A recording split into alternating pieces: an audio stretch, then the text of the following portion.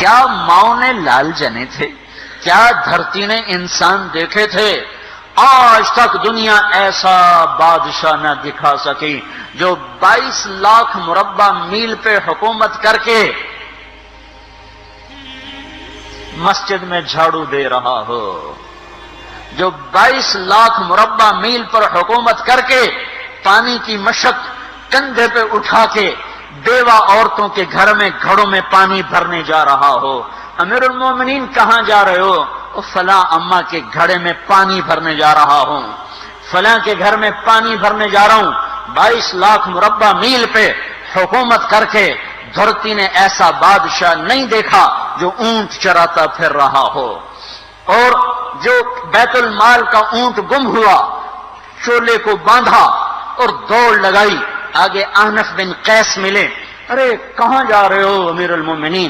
کہا تو بھی آجا، بیت المال کا اونٹ گم ہو گیا ہے، مل کے تلاش کریں۔ پتہ نہیں کتنے مسلمانوں کا اس میں حصہ ہے۔ دھرتی ایسا بادشاہ نہ دکھا سکے گی، نہ دکھا سکے گی، کوئی ایسا آیا ہی نہیں ہے کہ جو اتنی بڑی سلطنت کا مالک ہو اور کیکر کے درخت کے نیچے بغیر پیروں کے سو رہا ہو۔ یہ ہمارے چھوٹے چھوٹے حکمران، ووٹوں کے ذریعے سے کرسیوں پر بیٹھنے والے، ان بے وقوفوں کے آگے بھی پہرے، پیچھے بھی پہرے، دائیں بھی پہرے، بائیں بھی پہرے، اوپر بھی پہرے، ان کی گاڑیاں بھی بلٹ پروف، یہ پھر بھی ڈرتے ڈرتے جا رہے کہ انہوں نے ظلم کیا، یہ اپنی ذات میں خوف زدہ ہو گئے۔ عمر نے اپنے نام کے ساتھ فاروق کا لقب آپ نے کہا عمر فرق بین الحق والباطل، عمر وہ عمر ہے جس نے حق اور باطل میں فرق کر کے دکھا دیا، اس لیے یہ فاروق ہے، اس نے حق اور باطل میں فرق کر کے دکھایا، یہ فاروق ہے۔ حسن بصری فرمایا کرتے تھے اپنی محفلوں کو عمر کے ذکر سے سجاؤ۔ حضرت عائشہ فرمایا کرتی تھیں عمر کے تذکرے کیا کرو کہ جب عمر کا تذکرہ ہوتا ہے تو عدل کا تذکرہ ہوتا ہے، جب عدل کا تذکرہ ہوتا ہے تو اللہ کا تذکرہ ہوتا ہے۔ کہ ہم عائشہ رضی اللہ تعالیٰ عنہا فرمایا کرتی تھیں اتنے بڑی سلطنت پر حکومت کرنے کے بعد اللہ کی راہ میں جانے والے مجاہدین کے گھر گیا کھڑا ہوا ہے، دروازے پہ دستک دے رہا ہے، بیٹی کوئی بازار سے سودا لینا ہو تو مجھے بتاؤ، تیرے گھر والا تو اللہ کی راہ میں ہے، میں تمہارے گھر کا سودا لے آؤں؟ کیا کیا چیز چاہیے؟ تم نے اپنے خامند کو خط لکھنا ہوگا، تم تو لکھنا نہیں جانتی، مجھے بتاؤ میں تیرے خامند کو تیری طرف سے خط لکھوں۔ اما تیرا بیٹا اللہ کی راہ میں گیا ہوا ہے، مجھے بتا میں تیرے بیٹے کے نام تیری طرف سے خط لکھوں۔ اتنی بڑی جس کے سامنے قیصر اور کسریٰ زیر و زبر ہو گئے، کج کلا، وہ زمین میں جا کے تہ خاک میں وہ سارے ہیرے لال جواہر، وہ زمین میں لوٹ پوٹ کرنے والا، کسریٰ کے تخت کو توڑنے والا اور روم کی طاقت کو توڑنے والا، آل ساسان کی طاقت کو توڑنے والا اور نوشیروان کے خزانے مدینے میں لانے والا اور خسرو پرویز کے خزانے مدینے میں لانے والا اور رومت الکبریٰ کے خزانے مدینے میں لانے والا خود اپنے کرتے میں 14 پیوند لے کے چل رہا ہے۔ 14 پیوند کے ساتھ کرتا ہے، مہینے میں 1 دن گوشت کھاتے تھے، وہ روٹی کھاتے تھے کہ عام آدمی حلق کے نیچے نہیں لے جا سکتا تھا۔ ہے سال کی ابتدا اس شخص کی شہادت سے ہوتی ہے جس کو اللہ نے وہ عزت دی۔ آپ نے کہا میرے 2 وزیر آسمان میں، 2 وزیر زمین میں، آسمان پہ جبریل اور میکائیل میرے وزیر ہیں، زمین پر ابو بکر اور عمر میرے وزیر ہیں۔ آپ فرمایا کرتے تھے ابو بکر عمر اگر کسی بات پہ جمع ہو جائیں تو میں ان کے مشورے کے خلاف کبھی نہ کروں گا۔ ابو بکر تیری مثال ابراہیم کی ہے، عمر تیری مثال نوح علیہ السلام کی ہے، ابو بکر تیری مثال عیسیٰ علیہ السلام کی ہے، عمر تیری مثال موسیٰ علیہ السلام کی ہے۔ آپ مسجد میں آئے، آپ کے دائیں طرف ابو بکر تھے، بائیں طرف عمر تھے، آپ اندر آئے اور کہا دیکھو اسی طرح قیامت کے دن ہم اٹھیں گے کہ میرے دائیں طرف ابو بکر ہوگا، میرے بائیں طرف عمر ہوگا اور ہم ہاتھوں میں ہاتھ دیے ہوئے اٹھائے جائیں گے۔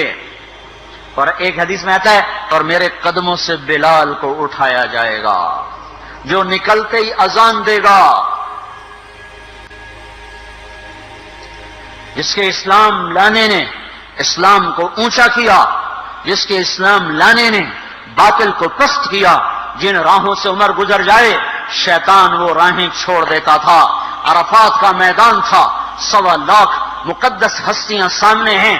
میرے نبی نے فرمایا اس وقت میرا اللہ میرے سب صحابہ پہ فخر کر رہا ہے اور عمر بن خطاب پہ خاص طور پہ فخر کر رہا ہے، خاص طور پہ فخر ہو رہا ہے، عمر بن خطاب پہ خاص طور پہ فخر ہو رہا ہے۔ میرے بعد کوئی نبی ہوتا عمر ہوتا۔ عمر، میں نے رات جنت میں محل دیکھا، ایک اینٹ موتی کی، ایک یاقوت کی، ایک زمرد کی۔ میں نے پوچھا یہ کس کا ہے؟ کہا گیا ایک قریشی کا ہے۔ میں کہا میں قریشی ہوں، اتنا خوبصورت محل ہے، میرا ہی ہوگا۔ جب جانے لگا تو فرشتے نے کہا یہ آپ کے غلام عمر بن خطاب کا ہے۔ وہ کیا مبارک لوگ ہیں کہ جنہیں نبی کے گھر میں قبر نصیب ہو، ایک طرف ایک ساتھی، ایک طرف دوسرا ساتھی، جن کو نبی کے دو پہلوؤں میں جگہ ملی ہو۔ وہ کیسی عظیم ہستیاں، اتنی بڑی سلطنت کا مالک اور اتنے بڑے عدل کی نشانی بن کر مدینے میں مسجد میں بیٹھے رو رہے ہیں۔ امیر المومنین کیوں رو رہے ہو؟ کہا دجلہ کے کنارے کتا بھی پیاسا مر گیا تو پوچھ تو عمر کی ہوگی، فرات کے کنارے کتا بھی پیاسا مر گیا تو پوچھ تو عمر کی ہوگی۔ راتوں کو پہرے دیے جا رہے ہیں، راتوں کو خبرگیری کی جا رہی ہے۔ مدینے کے باہر ایک خیمہ ملتا ہے، چند بچے ملتے ہیں جو رو رہے ہیں۔ ایک عورت ہانڈی چڑھا کے ڈوئی پھیر رہی ہے۔ پوچھتے ہیں بہن یہ بچے کیوں رو رہے ہیں؟ کہ یہ بھوک سے رو رہے ہیں۔ ہانڈی میں کیا ہے؟ پانی، کچھ بھی نہیں۔ کیوں چڑھایا ہوا ہے؟ بہلانے کے لیے، سو جائیں گے روتے روتے۔ میرا اور عمر کا اللہ کے ہاں فیصلہ ہوگا۔ تو عمر کی ہچکیاں بن گئیں کہ عمر کو بہن تیرے حال کی کیا خبر؟ کہ پھر ہمارا بادشاہ کیوں بنا ہے؟ اگر ہمارے حال کی خبر نہیں لیتا تو ہمارا خلیفہ کیوں بنا ہے؟ پر لگ گئے، بیت المال سے سامان نکالا، بوری بھری، سر پہ اٹھائی، کمر پہ اٹھائی۔ غلام اسلم نے کہا میں اٹھاؤں؟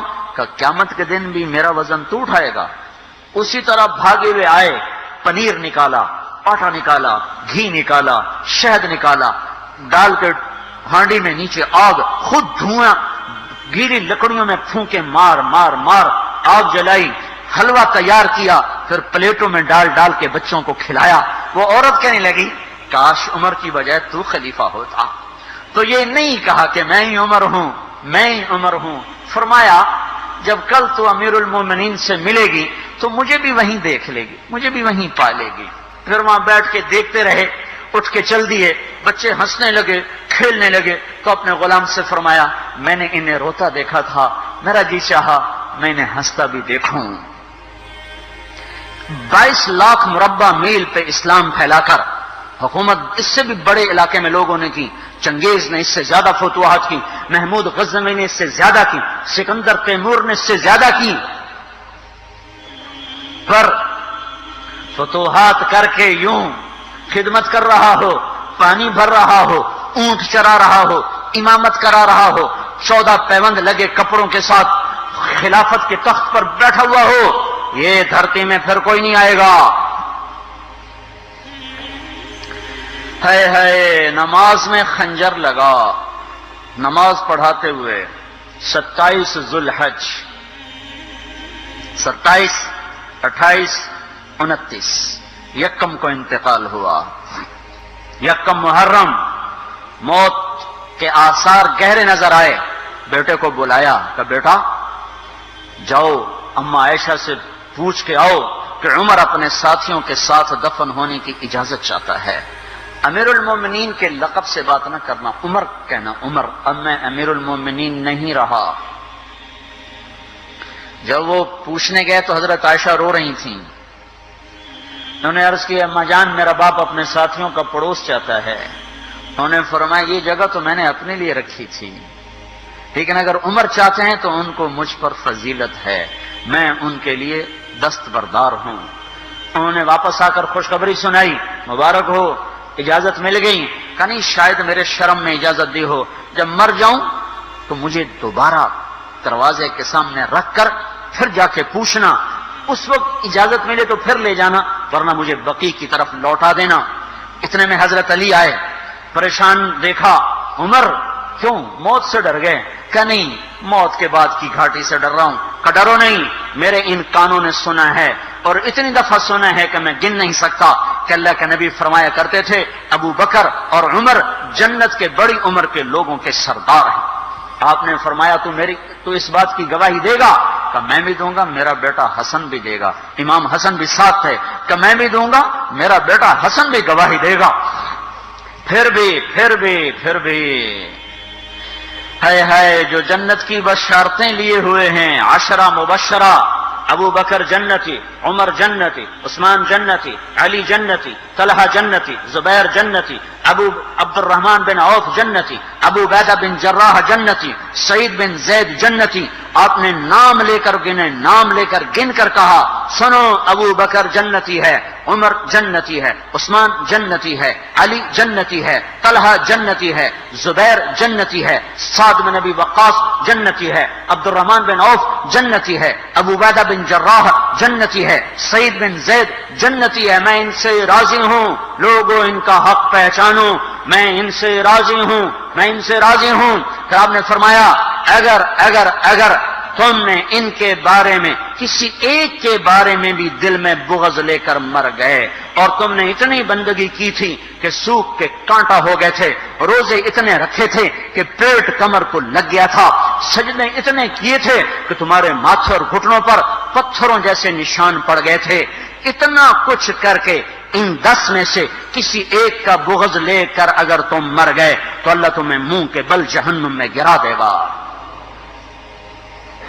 لوگوں میں ان سے راضی ہوں، ان کا حق پہچانو، جن کو اللہ بھی رضا کے پروانے دے رہا ہو، جن کو اللہ کا رسول رضا کے پروانے دے رہا ہو، جن کو وزارت کا شرف مل چکا ہو، نبی کے پہلو میں قبر جن کی بننے کا اعلان ہو چکا ہو، وہ موت پر کیا کہہ رہا ہے؟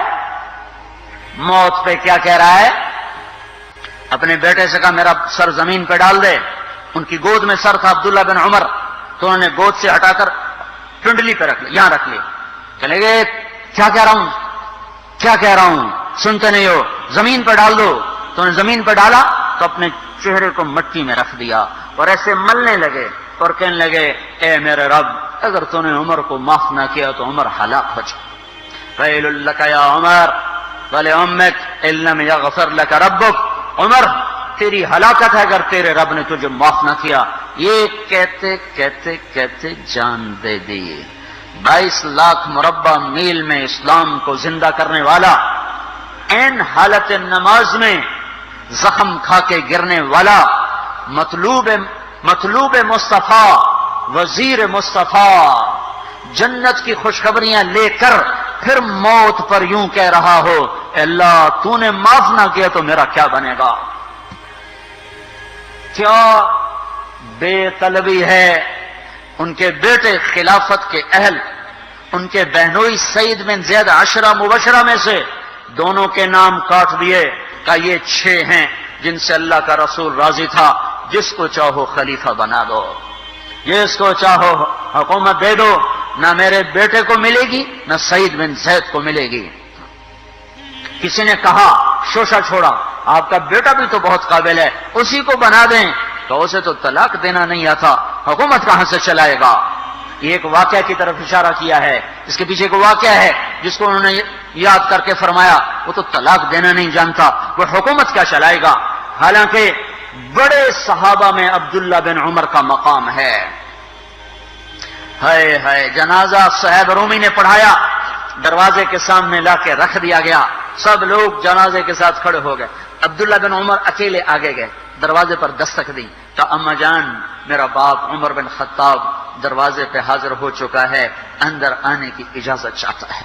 تو عائشہ رضی اللہ تعالیٰ نے اپنی چادر کو اٹھایا اور روتے ہوئے باہر نکل گئیں۔ پھر لوگ اندر داخل ہوئے، قبر کھودی گئی، قبر کھودتے ہوئے عبداللہ بن عباس بھی قبر کے کھودنے میں شریک تھے، تو کہتے میرے کندھے پہ کسی نے ہاتھ رکھا، میں نے پیچھے مڑ کے دیکھا تو علی رضی اللہ تعالیٰ عنہ کھڑے رو رہے تھے اور فرما رہے تھے مجھے پتا تھا تو یہیں آئے گا، یہاں تیرے سوا کوئی نہیں آ سکتا، کہ میں نے ایک دفعہ نہیں کتنی